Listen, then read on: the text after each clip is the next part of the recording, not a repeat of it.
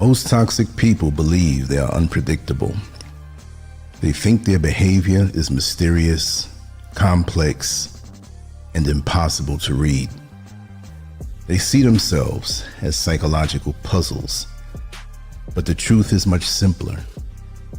Toxic behavior follows patterns, and once you recognize those patterns, their next move becomes obvious. What makes toxic people dangerous isn't intelligence or power, it's repetition. They use the same tactics over and over because those tactics have worked for them in the past. The problem is that most people react emotionally instead of reading what's happening. Toxic people don't attack directly. They observe first. They watch how you respond to pressure, discomfort, and subtle disrespect. They gather information quietly, like someone studying the first chapter of a book before deciding how the story will go. Once you understand this, confusion disappears. Their behavior stops feeling random. The emotional fog lifts. You stop asking, why are they like this? And start seeing exactly what they're doing and why. This discussion breaks down how toxic people operate, how they test you, and how to become someone their tactics no longer work on. Toxic behavior almost always starts with what I call the pinprick test. These are small comments that seem harmless on the surface, but feel uncomfortable underneath. Statements like, relax, you're too sensitive, or it was just a joke, aren't jokes at all. Those are probes.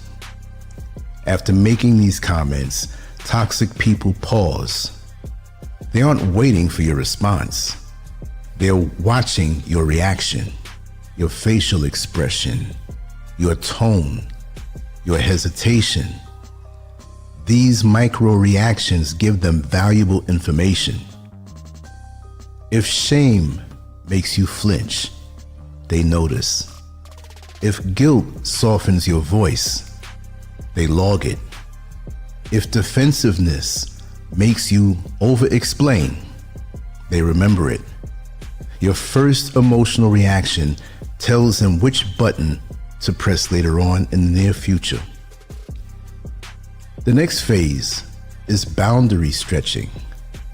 Toxic people rarely cross boundaries outright. Instead, they stretch them slowly. They ask for small favors that grow bigger. They question your availability while ignoring you. They push just enough to see how much resistance they'll face. These moments are not requests. They are measurements.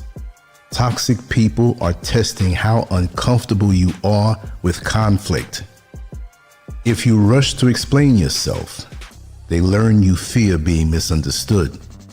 If you stay quiet, they learn you avoid tension. If you comply to keep the peace, they learn guilt works on you. This process is known as compliance testing. Each small yes makes the next violation easier. And once they see how far they can go, they move to the most dangerous phase. That phase is the reality flip. This is when toxic people stop testing and start rewriting.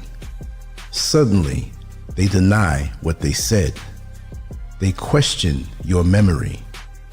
They label your reactions as emotional or irrational. The argument shifts away from what happened and onto whether you can trust your own perception. This is gaslighting. Its purpose isn't confusion, it's control. When you start doubting yourself, you begin looking to them for clarity. That's when they gain power. When someone challenges your memory more than the situation itself, it's a clear sign they've entered the control phase. At that point, it's no longer about the issue, it's about dominance. Once you see the pattern, the emotional scans, the boundary stretching, the reality flipping, it becomes clear that toxic behavior isn't chaotic. It's scripted, and scripts can be disrupted. The first way to outsmart toxic people is by becoming unreadable. When they make small jabs, don't react. No forced laughs, no defensiveness, no emotional shift. Toxic people feed on information, not insults. When they get no reaction, they lose their signal. Neutrality creates uncertainty. You stop giving them data, and without data, they can't adjust their tactics. The second strategy is the boundary lock. This doesn't require confrontation or explanations. It requires calm clarity. Simple statements like, "That doesn't work for me," or "I'm not available for that," are powerful because they don't invite debate. Toxic people expect emotional responses. When they don't get them, the power dynamic shifts. They are forced to adjust instead of you.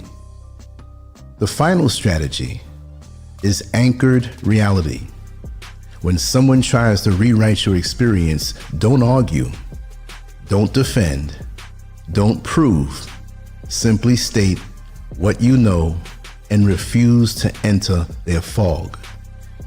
Statements like, "I remember what happened," or "We see this differently," shut the door on manipulation.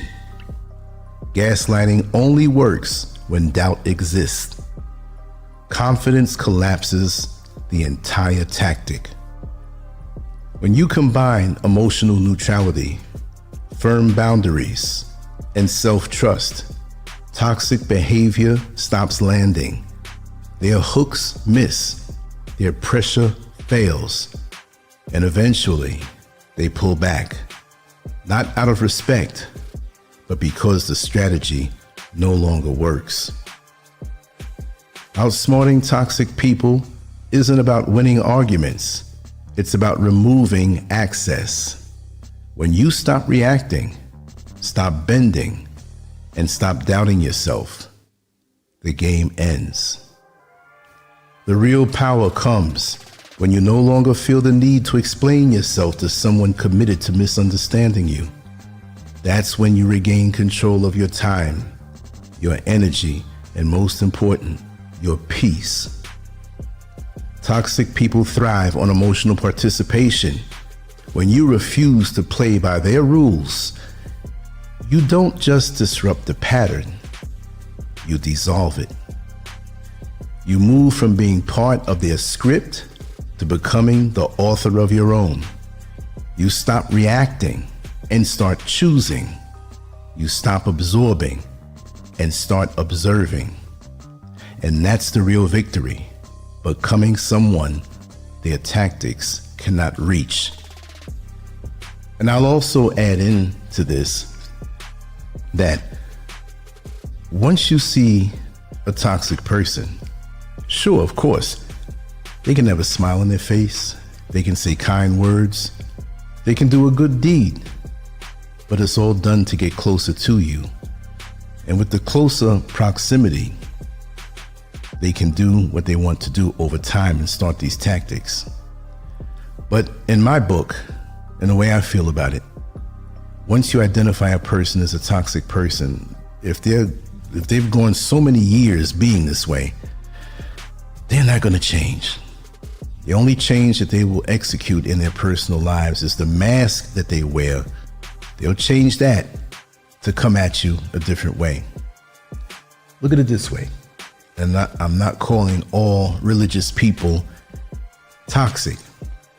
But isn't it something if you see a man who looks to be a bit downtrodden, knock on your door and ask if he can come inside and talk to you? When you see that his clothes are tattered, his shoes are worn, his clothes are soiled, he may not look like he shaved for the last few days, and maybe his breath is a bit offensive. Are you going to let him in? But if you have someone knock on your door, they're groomed properly, professionally dressed, speaking in an articulate manner, and you look outside and you see that they have a brand new Mercedes-Benz that they got out of, and they want to speak to you, and they're holding Bibles in their hand, and they say they just want 5 minutes of your time. Now, you can always say, listen, I'm not interested, but who would you choose out of the two? So the mask, and I'm not saying they're wearing a mask, but the appearance has a lot to do with it. And toxic people are great shapeshifters. If they see that they present an image to you and it doesn't work to get close to you, they'll try something else. So be careful with these people who are determined to come at you, get into your life, and create chaos.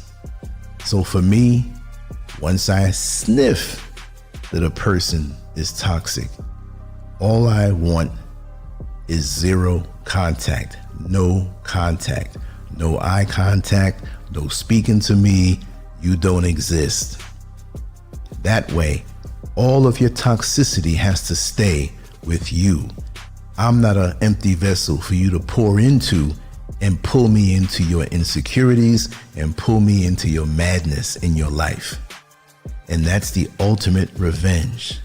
When they see you peaceful, when they see you untouched, when they see you quite progressive in your lanes, it drives them crazy because they cannot get to you. They cannot influence you. They cannot stop what it is that you're doing that you enjoy so much, whatever that may be. It might be a hobby. It might be you're fixing up your home. It might be that you're into fitness. It might be where you're into meditation, whatever it may be. If you're in a relationship, they can't get in to cause chaos in that relationship because you have people who are like that. Say, for example, you have a peaceful home. They want to get in, drop seeds of doubt, and later on when they hear you arguing with your spouse, they're grinning, they're smiling, they feel so good because their handiwork was effective. This is how it works. So on all fronts, you have to protect yourself. And like I always like to say, I've said it in the past, what's the use, right? Say you have a home. You have a front door and a back door, and of course you have a side door, but okay, the front door, the side door, they each have a $50,000 alarm system, security system. Now, each door wouldn't cost that much, but I'm saying that to exaggerate. And the back door, nothing at all. Just a latch that you can hook on a little eyelet that screws into the wall, the door jamb, that's all. What good is it to have your defenses up on the front door and the side door, but you have nothing on the back door? So your defenses have to be all the way around, 360 degrees in your life. And you must be aware. And being aware is not paranoia. You get paranoid when you drop your guard and get robbed, burglarized of your peace. And now your head's on a swivel before anything happens. Just maintain a certain percentage of your energy to being aware. Maintenance. And when anybody seems they want to cross that boundary or cross that line, you go on high alert and you keep them where they are. You take your time and vet people because it's a strategy. And the other thing I always like to say, we know what we see when we see people, when we have that gift of discernment. But how do they see you? What is it about you that is attracting them to you? especially when it's apparent that their mindset may not be like yours, their interests may not be like yours. Where are they coming from with this? What is it that they hope to get, right? So it just requires you to be centered within yourself. With all the things I talk about, you always have to be centered on so many fronts, because spiritual warfare is real. These energies out here do not like to see you at peace. They despise it. They despise that they cannot invade a peaceful area, a peaceful space, whether it's your house, home, or your heart, or your mind, or your happiness, or your peace. They can't stand to see this. They get total satisfaction from tearing down what you have. There are people like that. See, we got to stop judging people or assessing people by the state of our own mind. As good people, right? It may not be perfect, but if you're not going to steal, you think other people are not going to steal? If you wish the best for everyone, do you think everyone out there wishes the best for you? No, it doesn't work that way. You're judging the world by the state of your own mind until you wisen up after things happen. But also understand too, a thief is always aware of the other thieves, because he feels that other people may want to steal from him, because that's the state of his mind, right? So when that thief meets you and you're not a thief, you say, hey, this is an easy mark here, because they don't think I'll steal from them. Thieves usually don't steal from thieves because they're all watching each other, if you know what I mean. So it's a deep psychological awareness, but it's not going to burn you out to be aware, right? Just keep your head on a swivel, enjoy your life, enjoy your peace, but protect it by any means necessary. Anyway, I hope you enjoyed this and got something out of it. I'm definitely going to move on to the next one. I have a few things I have to do today, but when I come back, I'm going to be right back on it. I'm looking forward to your comments and discussing with you on the live shows. It's all joy for me, and this is something that I do from the heart. Much love to you all. LANCESCURV out. Peace.